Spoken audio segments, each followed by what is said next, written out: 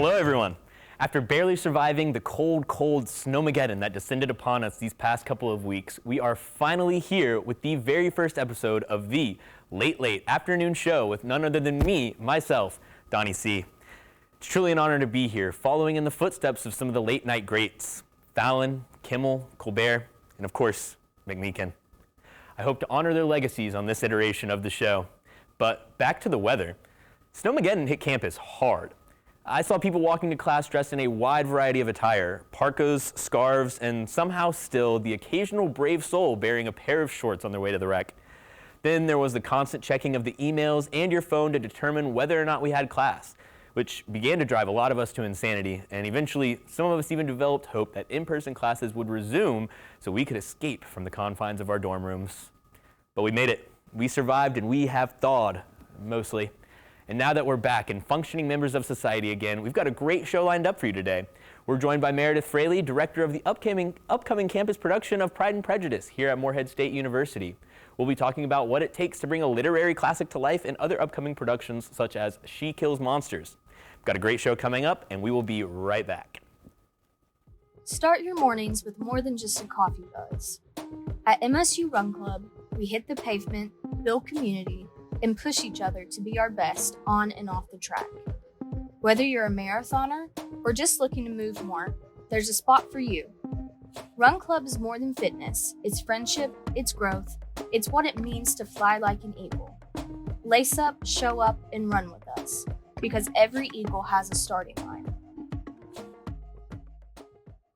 And we are back with Meredith. Meredith, welcome to the show. It's so good to have you here. Thank you for having me. I'm excited to be here. So tell me a little bit about Pride and Prejudice. All right, so Pride and Prejudice is, of course, based on the classic Jane Austen novel, but it is a play adaptation by Kate Hamill. So it's a little bit different from the original. The characters, there's a lot of doubling. The comedy is heightened. We think of Pride and Prejudice and we think of romantic comedy. Perhaps you've seen the 1995 BBC version or the 2005 film with Keira Knightley. But the play, I think of it more as a social commentary. We're talking more about gender and social class and position, but it keeps the humor. In fact, it heightens the humor that's already sourced in Jane Austen's original work and then adds more about it. So it's the same story we know and love. Everybody gets to see their favorite characters, Mr. Darcy, Mr. Bingley, maybe some of their not so favorite characters like Mr. Collins, but it's a really good story. I'm excited to be working on the production. Awesome. So how exactly have you guys modernized it, or how has this adaptation modernized it? Yeah, so Kate Hamill is known for bringing some of the classic literature, keeping the plot, but modernizing the language. So we play up the humor. It's a lot more palatable for younger audiences, so maybe you're someone who doesn't always read classic literature, but you come and watch a Kate Hamill show, and you already get the humor. You understand the language. The dialogue is a lot easier and more easy to understand than something that you might read from a book that's from 200 years ago. So. Yeah, of course. And what's the cast look like for the show? We have a cast of 9 and an all-student crew. So this is a student-directed production. I'm very happy and proud to be the director, but we have a student costume designer, student stage managers, student scenic design, student props, artisans, and then our cast of 9 then plays all of the characters within the show. A couple people play they double characters. We have an actor who is actually playing 3 notable characters from the original novel, so they have a large task under their hands, yes. As director, what all goes into getting all of it together from like start to, first day of the show? Yes, there's a lot to a director. A lot of times any technical or crew position, I feel like the audience tends to forget about. You don't see how much work we're doing behind the scenes before the curtain goes up. To be a student director, there is a process we have to go through to applying. We have to have assistant directed a production here at MSU and also have taken the directing class. So this is my directing debut. There's a lot of studying that we've had to do. I've worked a lot with our dramaturg, who has done a lot of Jane Austen historical research and helped me out so that I can prepare my actors for the stage.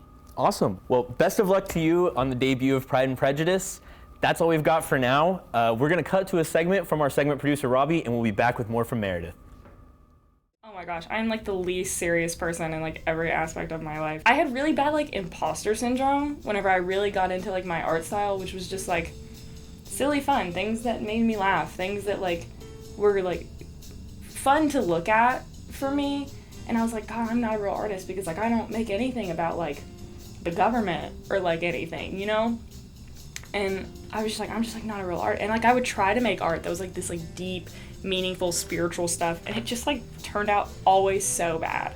And so I don't know. I don't take it like I'm serious about doing good in my art, but it's like the point of the things that I make are to be like visually like appealing and funny and like engaging. Yeah, so like last semester I was like walking through here and I saw a mouse and it just like scurried in front of me, and I was like, I wasn't too phased. I'm like not scared of animals. Like I actually like I don't know. I'm not. It's like fine. I just didn't care. But I went up to someone. I was like, do you know that there's a mouse in here? And Maya and Kale, who work in sculpture, are like, yeah, that's the sculpture mouse. Like he just like lives in there. And I was like, okay, great. And then he just became more frequent. I think he was just like realizing that like no one was gonna hurt him, so he started just like scurrying out more. Like he was out like 3 times, and it's only been like a week since we restarted school, or this is the second week that we started school back for spring. And he's just been like coming out, and I was like, he's coming out because like he wants to learn how to do pottery. So I made him a little pottery wheel because he's been around in this building so long that he probably was just like ready to try it, you know? He's probably watched all of Quinn's demos, like he's probably just like really into it. He might be just like absolutely great at it. So I just made him a little funny pottery wheel. And then the next day, Quinn was like, yeah, I didn't mind the rat until it was in my office amongst the pots that I make. And I was like, oh, and he said, I called someone about it and they're gonna relocate him. And everyone was talking and be like, they're gonna relocate him. And I go, are they gonna relocate him to heaven? And then Quinn goes, I don't have the jurisdiction to decide that. And then everyone started like being like, we have to save the rat.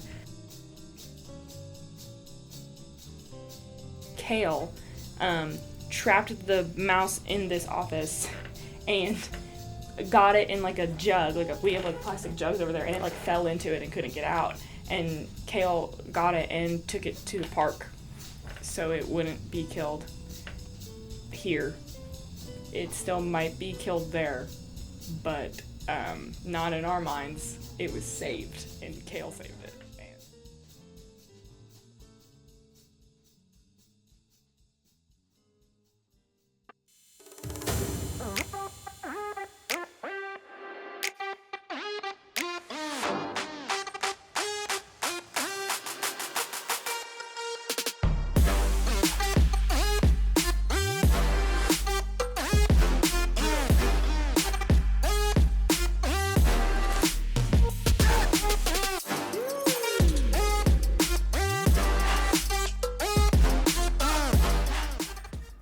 And we are back with Meredith. So the Pride and Prejudice isn't going to be the only production going on this season, right? That's correct. So for this semester, Pride and Prejudice opens on February 26th. And then we have another show for this semester, which is She Kills Monsters, directed by Rebecca Earhart, one of our faculty. Awesome. Yes, and that will open on April 9th. So tell me a little bit about that. What is She Kills Monsters? She Kills Monsters is a play by Quy Nguyen, and it is based within the world of a D&D campaign, both within reality and also within Dungeons and Dragons. Very cool. It is a lot. There's a lot of fantasy, you know, there's stage combat, fighting and choreography. Puppetry is going to be a big one in this show. But at the heart of the show, even if you're not someone who knows anything about D&D, it's really about family and acceptance. There's exploration of identity, and it's the story of Agnes and Tilly, who are sisters, and they go through grief and loss and processing, finding themselves, and the means in which they do that is through a D&D campaign. Awesome. Yes. That sounds like incredibly heartwarming. It is very I'm very heartwarming. excited for that. It's one where you'll laugh and cry in the same show. Nice. Are you a D&D fan yourself? I am. I've gotten into D&D within the last couple years. I know some of the cast members and crew, though, who are working on She Kills Monsters are even bigger Dungeons and Dragons fans than even myself. Nice. So we have a lot of heart going into the production. Awesome. If you had to pick a D&D class, what would be your go-to class? My go-to is always cleric.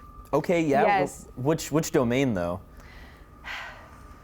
Do you like switch it up, or you I got like a specific switching it one? up. I switch it up. Most Heck yeah. recently, I played a warlock, and that was out of my Nice. general That territory. can be a lot of fun. Yeah. So I'm trying to expand my knowledge. Are you like currently involved in a campaign, or? Not actively, but Okay. I know the cast of She Kills Monsters have a campaign running right Oh, now that's for awesome. cast bonding. Yeah, it's really sweet. Is it like somewhat based on the play, or are they just kind of doing their own thing? Yes and no. It's more within the world, and the beauty of D&D is that you get to create your character, and I think that that's part of the importance within the context of the show as well. So that's important to allow our actors that experience too. Awesome. And when is that show going to be played? That runs for 2 weekends in April, and it opens on April 9th. So Okay. it's Thursday, Friday, Saturday, Sunday, and our Sunday shows are always at 2 p.m. They're a matinee. Our Thursday, Friday, Saturdays are 7:30 p.m. Awesome. Is there anything else that you want to tell us about the show? I'm looking forward to seeing it myself. I've been working so hard on Pride and Prejudice, and I have a number of friends and classmates and just people who are very near and dear to me that are working on both Pride and Prejudice and also She Kills Monsters. So from a director's standpoint, I'm excited to see my actors in the stage, but I'm excited to see my friends in She Kills Monsters. Meredith, thank you once again. That's all the time we've got for now. We're going to cut to a quick break, and we'll be back with some more.